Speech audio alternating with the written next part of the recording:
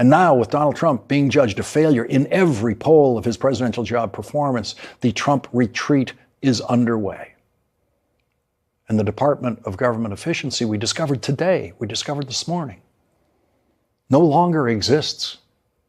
That doesn't exist, Office of Personnel Management Director Scott Cooper told Reuters when asked about the Department of Government Efficiency status. Reuters reported that today at 8:37 a.m.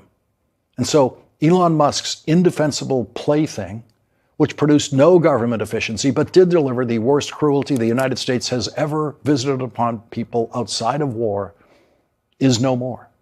In its heyday, the Elon and Donald show lit up the Oval Office, the room filled with reporters and cameras, and Elon Musk never faced a question from those reporters about what he was doing to the 400,000 children who were dying because of his playing with government, because of what he did to the United States Agency for International Development. Not one question from the White House press corps to Elon Musk about that.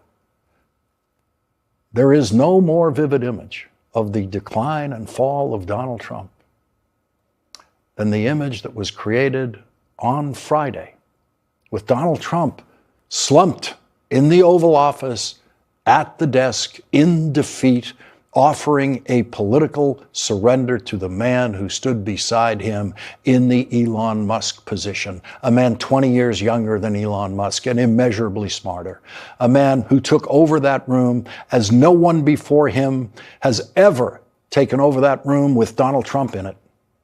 Donald Trump went from calling the man a communist lunatic to glad-handing him publicly like one of Donald Trump's beloved dictators. What we saw on Friday was Donald Trump offering an unconditional surrender. Donald Trump has not completed his first year in the second term of his presidency, and he knows he is losing so badly now that he desperately has to do something, and he has no idea what to do. And after calling for the death penalty for members of Congress who simply publicly stated military law, saying that members of the military must not follow illegal orders, even Donald Trump could figure out how insane that comment was. And so Donald Trump desperately needed to do something to change the tone. And the next person in the door was the person he called a communist lunatic. The day before Election Day in New York City, Donald Trump said, if communist candidate Zohran Mamdani wins the election for mayor of New York City, it is highly unlikely that I will be contributing federal funds. And on Friday, Donald Trump said he was going to try to help the new mayor as much as he possibly could with federal funds. A complete reversal, a complete surrender by Donald Trump, the kind of reversal a politician offers only in defeat, only in surrender. In that statement, the day before the election in New York City, Donald Trump said, as a communist, this once great city has zero chance of success or even survival. And with the man he called a communist standing beside him, Donald Trump said he thinks the city is going to do very well with the new mayor. Donald Trump said he would be happy to live in New York City with the new mayor in office. Donald Trump said he would feel safe living in New York City with the new mayor in charge. That is the same Donald Trump who said a day before the election in a social media post to all of his followers, it is my strong conviction that New York City will be a complete and total economic and social disaster should Mamdani win. That was Donald Trump's strong conviction. Donald Trump told all of his followers all over the country that a communist was trying to take over New York City, and it was Donald Trump's strong conviction that that should not happen. And if it does happen, it'll be a complete and total economic and social disaster. That was Donald Trump's strong conviction on November 3rd. A strong conviction. And 18 days later, Donald Trump on television looking completely defeated and surrendering, tells all of his followers all over the country that he was lying about his strong conviction 18 days ago. And he now thinks the mayor-elect is a great guy who's going to do a great job and that the city's going to be great. And Donald Trump's going to help the great new mayor And Donald Trump said all of that, not because he liked the guy, not because he was charmed by him, not because he was charmed by his smile. Donald Trump said all that because Donald Trump is losing and Donald Trump knows it. Donald Trump said that because he's losing support all over the country. Donald Trump said that because 64% say that he is doing a terrible job on economic issues. And Donald Trump, who days ago said he doesn't want to hear the word affordability, sat slumped beside the young, vibrant affordability candidate and tried to use him as a political sign that he, Donald Trump, gets it. Donald Trump understands that the issue now is affordability, but it's a word Donald Trump can't quite say. And because Donald Trump cannot put his positions in the English language, he thought that the symbol of the new young mayor-elect and Donald Trump getting along, the symbol of Donald Trump getting along with the affordability guy would work for Donald Trump. It was pure, pathetic, losing political calculation by a loser, by a president who presided over a party that just had its worst election day imaginable all over the country, from New York to New Jersey to Pennsylvania to Virginia to Georgia to California. Everywhere there was an election, Donald Trump lost. Everywhere. And Donald Trump knows it. And Donald Trump proved once again on Friday that his words mean nothing. Donald Trump proved that every word he said against candidate Mamdani meant nothing. And that means that every word Donald Trump says in his defense about the Epstein files means nothing. It means every word Donald Trump says about everything means nothing.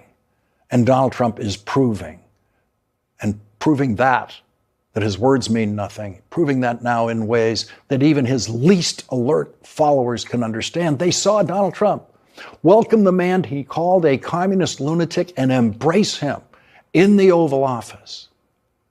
And so Trump followers now see Donald Trump lose not only what they thought were Donald Trump's superpowers, but actually losing in a confrontation with a 34-year-old politician running in his first important election. Donald Trump tried to destroy Zohran Mamdani, and the young man beat the old man. And the old man formally surrendered to the young man and did it on TV. That image captures the decline and fall of Donald Trump as no other image has yet captured.